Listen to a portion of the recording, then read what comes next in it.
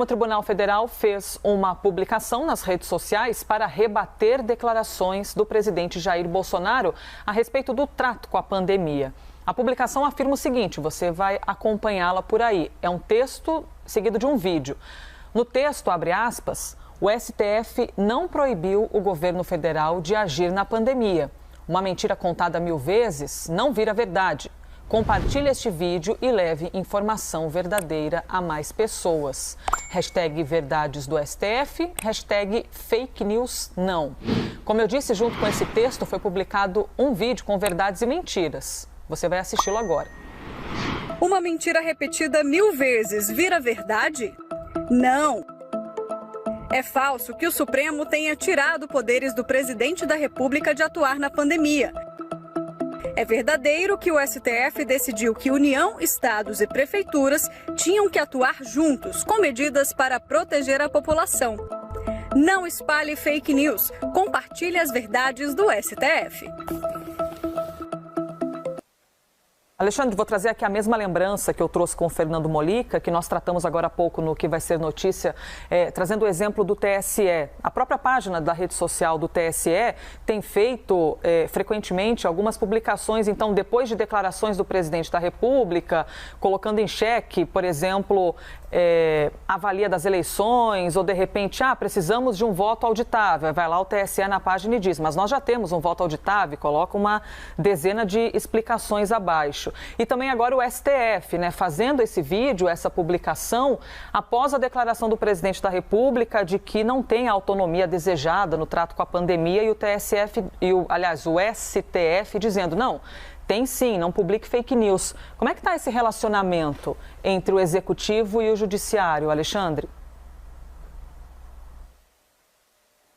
Eu fico tentado a parafrasear alguém, dizendo, verdade, quantas mentiras se cometeram em teu nome? Existe a falsa verdade, a verdade falsa, e nós aprendemos com os gregos que o nome disso pode ser sofisma. Então, vamos ver os fatos, para as pessoas decidirem de que se trata. Está aqui a notícia de uma decisão do Supremo dia 15 de abril do ano passado. É que o presidente baixou uma medida provisória centralizando no governo federal medidas de combate à Covid. Aí o PDT recorreu ao Supremo dizendo, não, o governo federal não pode ficar com tudo na mão. E o Supremo decidiu, presentes 9 ministros do Supremo. E aqui vamos ver o que aconteceu naquele dia 15 de abril de 2020.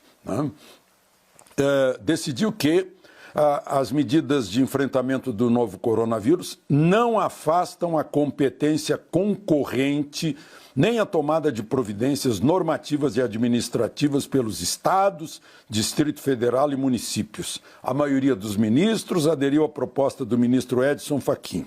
A União pode legislar sobre o tema, mas o exercício dessa competência deve sempre resguardar a autonomia dos demais entes. No seu entendimento, a possibilidade do chefe do Executivo Federal definir por decreto a essencialidade dos serviços públicos sem observância da autonomia dos entes locais afrontaria o princípio da separação de poderes. Tradução: o presidente não está proibido, ele só não pode fazer aquilo que os prefeitos e governadores quiserem fazer. Ele não pode impedir que prefeitos e governadores façam. Então, na hierarquia de poder, prefeitos e governadores estão acima do presidente da República. O presidente não está proibido, mas ele não pode contrariar prefeitos e governadores. Então, vamos lá. No julgamento da ação do PDT, o ministro Edson Fachin, que marcou tudo, disse: estados e municípios podem, inclusive, estabelecer quais são as atividades essenciais. O governo federal quiser dizer que de atividade essencial, ele não pode contrariar estados e municípios. O ministro Gilmar Mendes disse que o presidente da República não pode atropelar competências federativas, assim como estados e municípios não podem atropelar competências da União. As normas gerais da União deveriam prestigiar a legislação local. Mais tarde, vocês vão de lembrar, o Supremo foi além. Deu a prefeitos e governadores, mas essencialmente a prefeitos, mais poderes que o artigo 5º da Constituição, que é a cláusula pétrea, sobre liberdade de culto, direito de ir e vir, direito ao trabalho e direito de reunião. Os prefeitos ganharam poderes de cancelar uma cláusulas pétreas da Constituição. Então, acho que isso responde aí a dúvida sobre isso, né?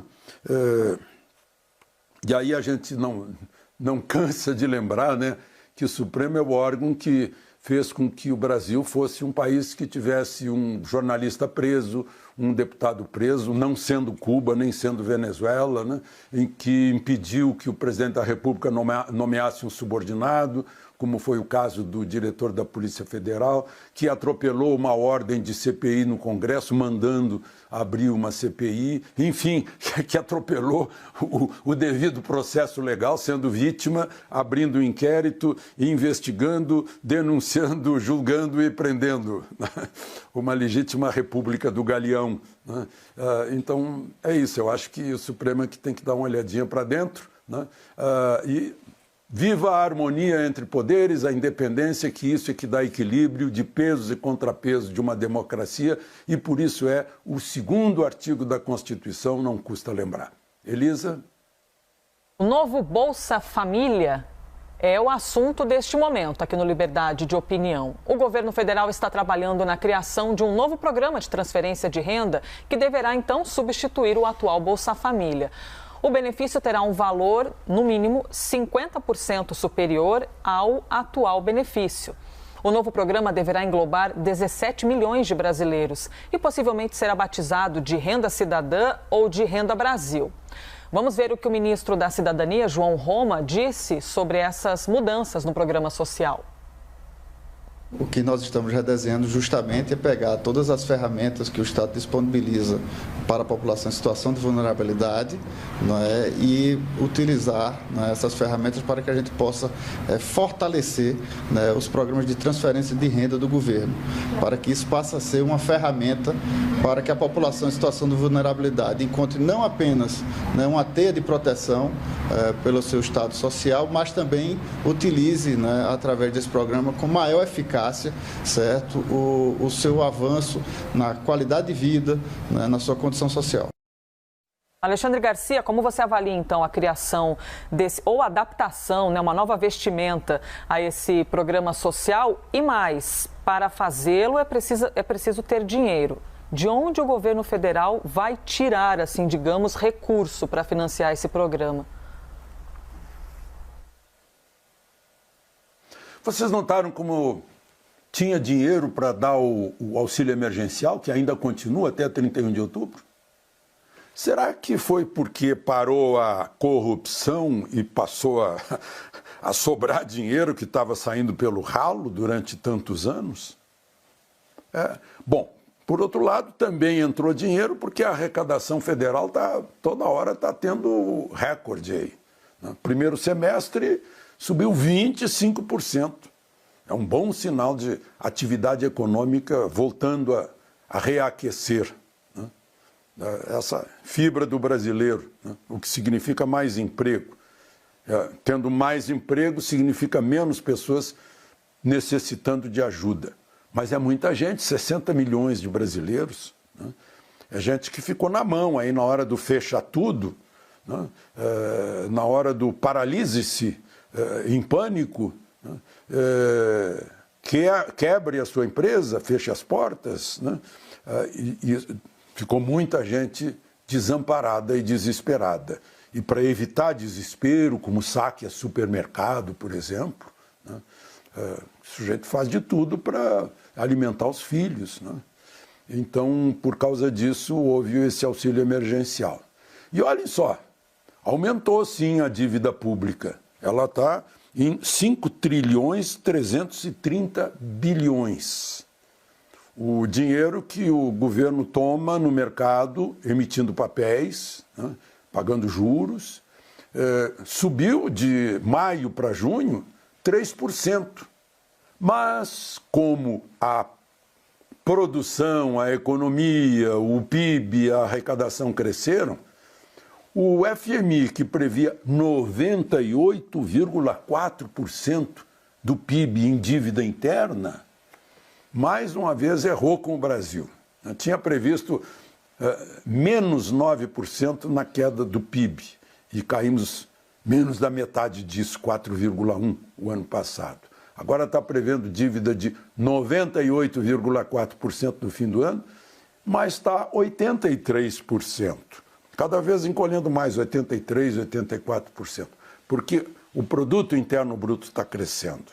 E ao crescer a atividade econômica, cresce a arrecadação, cresce a possibilidade de aumentar o valor do Bolsa Família. Mas o mais importante do Bolsa Família é a porta de saída.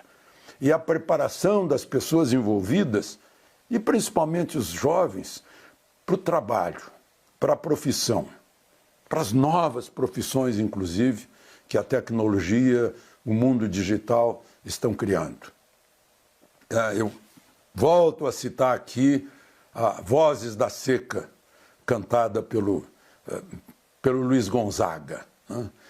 Que a esmola vicia, né? E humilha.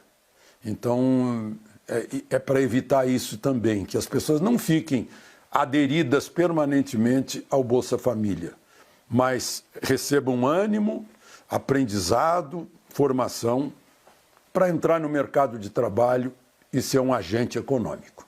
Elisa? Alexandre Garcia, o presidente da República, o governo federal, entendeu que era preciso olhar de maneira diferente para um programa social? Eu até pergunto isso para você porque existem inúmeras declarações do presidente da República anteriormente a sentar na cadeira de presidente enquanto deputado, fazendo duras críticas ao Bolsa Família. Publicações como, para ser candidato a presidente tem de falar que vai ampliar o Bolsa Família, então vote em outro candidato, não vou partir para a demagogia. Palavras do próprio presidente, hoje presidente Jair Bolsonaro, enquanto candidato. Mudou o olhar em relação ao programa social e à importância de um programa para a vida dos brasileiros? Pois é, uma coisa é a ideologia do clientelismo, em que o Estado é o pai, né? Paternalismo estatal e o Estado tomado pelo patrimonialismo daqueles que se julgam donos do Estado brasileiro. E agora, com essa nova Bolsa Família de porta de saída, é o programa social necessário, né? Inclusive por causa da pandemia. A pandemia estimulou isso, multiplicou, né? Provavelmente, não sei se o Bolsa Família não estaria pequenininho agora, não fosse essa pandemia. Né? Com 60 milhões de pessoas recebendo auxílio, o brilho da Caixa Econômica Federal nisso tudo, trabalhando sábado e domingo para pagar isso. No primeiro dia de Bolsa Família já tinha gente recebendo, né? Então, é algo que não é exatamente uma contradição, né? Mas foi uma necessidade imposta pela pandemia. É aquilo de que eu falei ontem da simbologia do ideograma chinês, né? A crise e a oportunidade. A oportunidade agora de ensinar as pessoas que estão na miséria, mas não vão ficar penduradas como clientes do paternalismo do Estado. Elisa? Alexandre, vou trazer aqui o próximo assunto, até para poder ouvi-lo com uma análise mais macro, né? Uma análise macro desse momento do governo do presidente Jair Bolsonaro, porque é um momento político bastante importante. O Ministério da Economia passou por um fatiamento, né? O do superministério de Paulo Guedes acabou perdendo um pouco do poder. Saiu debaixo da aba do Ministério ali algum assunto. O Centrão está cada vez mais presente, principalmente com a oficialização de Ciro Nogueira na Casa Civil. Neste contexto, o próprio Ciro, ao lado de Arthur Lira, o presidente da Câmara, articula a criação de um superpartido. A gente já trouxe esse assunto aqui, seria a fusão do PP, o DEM, o PSL e algumas outras siglas. Até o momento, o presidente Jair Bolsonaro ainda não definiu o seu futuro político, pelo menos não em relação ao partido, pelo qual vai disputar as eleições do próximo ano. Qual é a temperatura desse momento, Alexandre, a respeito do cenário político brasileiro quando a gente observa o governo federal? Pois é, eu procuro ouvir o burburinho desse Mercúrio, né? Parece que eu ouço assim, dizendo não pode nomear o Ciro Nogueira, não pode se aproximar do Centrão, não pode, a gente quer enfraquecê-lo e ele está se fortalecendo. Segunda via dizendo isso, terceira via dizendo isso, pode ser. Porque o que a gente está vendo é um período muito produtivo politicamente, né? Com o governo se fortalecendo, tornando-se ainda mais presente no Congresso, e o ano é pré-eleitoral, e a economia está respondendo. E as respostas à pandemia estão tendo resultados, né? O Ministério da Saúde acabou de anunciar que nos últimos, de um mês para cá, houve queda de 40% dos casos, 42% das mortes, né? Então, é um movimento no xadrez político que está fortalecendo o governo, né? O governo está mostrando a sua identidade.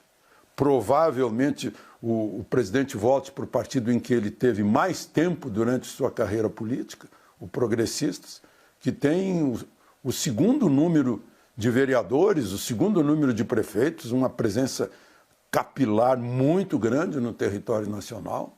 E em ano eleitoral são movimentações muito importantes, né? Então é assim que eu vejo, no macro, a floresta se organizando sob protestos de quem acha que isso fortalece o governo, em vez de enfraquecê-lo, e vem em detrimento da força política, da segunda via e da terceira via. Elisa? Alexandre, o governo está cada vez mais nas mãos do Centrão. A gente pode usar essa expressão, esse termo, de que ele está nas mãos do Centrão diante dessa mudança que nós vimos nos últimos dias, Ciro Nogueira se aproximando agora e assumindo uma pasta? Bom, o governo sempre está nas mãos do Congresso Nacional, mas neste momento o Centrão está se aproximando do governo. O governo e o Centrão, que a gente apelidou de Centrão para tentar fazê-lo pejorativo, né? Na verdade é o centro. Todo mundo diz que no meio está a virtude, né? Então, mas na verdade é uma direita, um centro-direita, que não é esquerda. Se a gente quiser identificar pelo negativo, esse pessoal não é esquerda, né? É uma reação à esquerda e também é um fortalecimento para a eleição do ano que vem. Ninguém está pretendendo deixar de ser reeleito, né, no Congresso Nacional, né, nos poderes executivos estaduais, né, nas assembleias legislativas estaduais. O objetivo do político é continuar fazendo carreira política e ter mandato. Então está todo mundo de olho na melhor oportunidade para ser reeleito. Por isso interessa a todo mundo ter uma garantia do voto, uma garantia, uma segurança na apuração.